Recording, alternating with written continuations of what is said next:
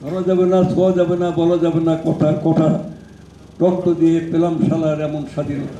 আমার বক্তব্য হলো যে বিএনপি গত একটা কথা শুধু বলা যায় যে এই জায়গায় আমরা রিলেট করতে পারি, গত 16 বছর যাবৎ বা আমরা মানে এই দেশে ফ্যাসিবাদ বিরোধী যে গণতান্ত্রিক সংগ্রাম, যে লড়াই আমরা করেছি, সেই লড়াইয়ে আমাদের বীর জনতা, আমাদের পার্টি এবং আমাদের দেশের মানুষ, বিশেষ করে আমাদের যুব সমাজ, ছাত্র, শিক্ষক, কৃষক জনতা এবং বুদ্ধিজীবী সম্প্রদায়, তারা যে অসীম আত্মত্যাগ করেছেন, তারা যে বিপুল বিজয় অর্জনের জন্যে অকাতরে তারা জেল খেটেছেন, জীবন দিয়েছেন, গুম খুন অত্যাচার হয়েছে, হওয়ার পরে একটা মানে ফ্যাসিস্ট শক্তির বিরুদ্ধে, ফ্যাসিবাদের বিরুদ্ধে, ফ্যাসিবাদ হলো ফ্যাসিমো শব্দ থেকে এসেছে, ফ্যাসিমো মানে বলপ্রয়োগ, তো ফ্যাসিমো এটা ফ্রেঞ্চ বলপ্রয়োগ, রাষ্ট্রযন্ত্র সম্পূর্ণ কক্ষিগত করে,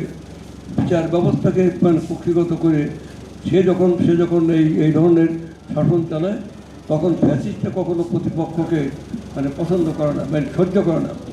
ফ্যাসিস্টরা প্রতিপক্ষ তার বিরুদ্ধে কথা বললেই তাকে খুন করে ফেলে, যেমন শেখ মুজিব করত। শেখ মুজিব সিরাজ শিকদারের মতো দেশপ্রেমিক মানুষ, সিরাজ শিকদারের সাথে আমাদের রাজনৈতিক মতপার্থক্য থাকতে পারে, কিন্তু তার দেশপ্রেমের কোনো তুলনা ছিল না। তাকে হত্যা করে পার্লামেন্টে দাঁড়িয়ে বলল, জাতীয় সংসদ দাঁড়িয়ে বলল, কোথায় সিরাজ শিকদার, আর কথা বলে না। এই সময় 30,000 প্রগতিশীল বামপন্থী মানুষকে এবং এদেরকে নির্মমভাবে হত্যা করা হলো, এবং হত্যা ছিল যেন তাদের একটা এবং সেখানে ঠিক তেমনি গত 15 বছরে শেখ মুজিবের ওই শাসন আমলের পরে গত 15 বছরে এখানে আপনার আবার সেরকম অত্যাচার, নির্যাতন, নিপীড়ন এখানে করা হয়েছে। তার বিরুদ্ধে আমরা সংগ্রাম করে আন্দোলন করেছি।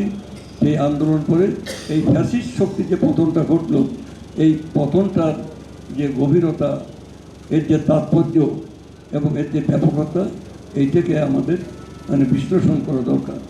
যে মানে এই যে 15 দিনের মধ্যে আমাদের মালিক ভাই বলেন যে 15 দিনের মধ্যে একটা সরকারের পতন হয়ে গেল। হ্যাঁ, 15 দিনে হয়। এই শেখ হাসিনার যে পতন হলো, এই পতনের যে জুলাই আগস্টের এই যে গণ অভ্যুত্থান, এটা বিপ্লব নয়, এটা গণ অভ্যুত্থান, একটা বিস্ময়কর পরিস্থিতি, এটাকে বুঝতে হবে। এটা বোঝার জন্যে আমাদের পার্টি, আমরা মনে করি যে আমরা মানে যে সর্বশেষ কথাটা, এটা দু এক কথা না বললেও নয়, আমরা সর্বশেষ কথাটিতে আমরা বলেছি যে আমরা নির্বাচন চাচ্ছি। আমাদের স্ট্যান্ড ছিল যে আমরা ডিসেম্বরের মধ্যে নির্বাচনের জন্য আমরা দাবি করছি, এবং সর্বশেষ একটা কনসেনসাসের ভিত্তিতে, মানে সমঝোতার ভিত্তিতে, মানে অধ্যাপক মোহাম্মদ ইউনূস তিনি আগামী মানে ফেব্রুয়ারিতে নির্বাচনের 3 তারিখ ঘোষণা করেছেন। বাংলাদেশের একমাত্র স্মার্ট সিটি বসুন্ধরা এখন আরো নিরাপদ, আধুনিকতায় আরো এক ধাপ এগিয়ে। আমি মনে করি বিএনপির ভাইস চেয়ারম্যান হিসেবে নির্বাচনের প্রতি আমাদের আস্থা আছে। নির্বাচন ফেব্রুয়ারি মাসে হবে। নির্বাচনের প্রস্তুতি তারা চলছেন। এখন কে কী বলছে না বলছে সব কথা আমরা উত্তরও দেবো না, সব কথা আমরা এটা বলতেও চাই না। এখানে আমাদের মানে ভারপ্রাপ্ত চেয়ারম্যান বলেছেন, সেটা আমাদের স্ট্যান্ড। সেটা হলো যে আমরা যাদের সাথে মিলে একসঙ্গে জোটবদ্ধ আন্দোলন করেছি 16 বছরে, এবং যারা আমাদের সাথে যুগপৎ আন্দোলন করেছেন, কেউ জোটে ছিলেন, কেউ যুগপৎ আন্দোলনে ছিলেন, এবং যাদের সাথে যুগপৎ আন্দোলন করে তারাও একসময় আমাদের জোটে ছিলেন, তারা আমাদের মন্ত্রিসভাও ছিলেন। অর্থাৎ এমন না যে এটা করেনি।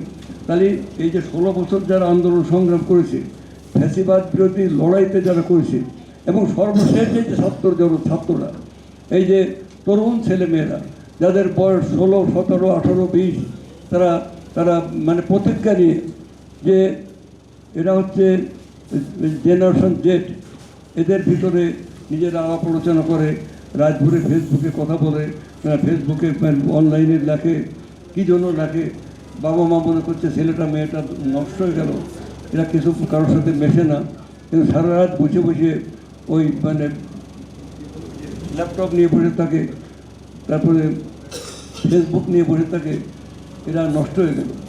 কিন্তু আলোচনা করতে গিয়ে দেখা যায় এরা অনেক মানে সচেতন, অনেক কিছু জানে, এবং একটা পর্যায়ে তারা, এবং এরা বিশ্বব্যাপী, কিন্তু একটা পর্যায়ে তারা বাংলাদেশের সিদ্ধান্ত নিল যে এভাবে 16 বছরে দেশের সমস্ত অর্থ পাচার হয়ে যাচ্ছে, লুটপাট করছে, এখানে হত্যা হচ্ছে, 16 বছরের নির্বাচন হয় নাই, অর্থাৎ এইবার লাগাম টেনে ধরতে হবে। তারা বলে যে আমরা একটা সফট কর্মসূচি নিয়ে আমরা মাঠে যাব, আমরা একটা নরম কর্মসূচি নিয়ে, এবং আস্তে আস্তে সরকারের পদক্ষেপ দেখে দেখে আমরা আমাদের পদক্ষেপ বাড়াবো।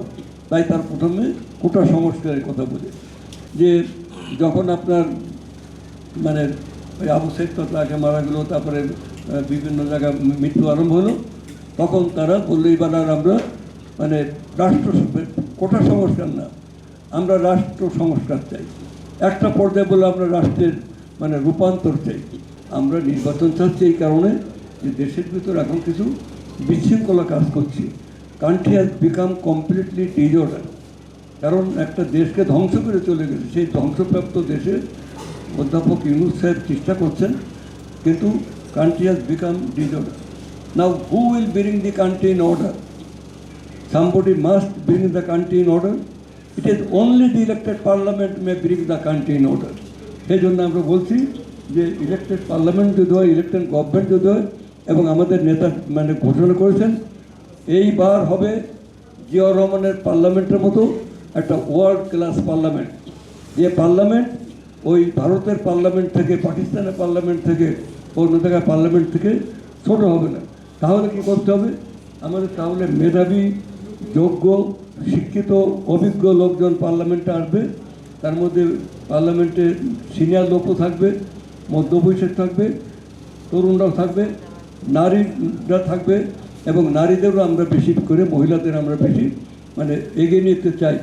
সমাজ কতটা অগ্রগামী, কতটা সচেতন, কতটা আধুনিক, এটা সেই সমাজের মহিলাদের অবস্থান থেকে বোঝা যায়। তাই আমরা মহিলাদের আমরা অগ্রগামী করতে চাই।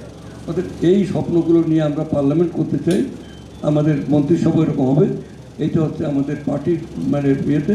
অতএব এই যে যারা সমাজে বিশৃঙ্খলা করছে, আমাদের নাম ভাঙে 5 তারিখের পরে অনেকে মহাবিপ্লব হয়েছে, এগুলোকেও মানে দেখতে হলে আমাদের মানে দেশটাকে একটা স্থিতিশীল অবস্থা আনতে হবে। এই জন্য আমরা নির্বাচন চাচ্ছি।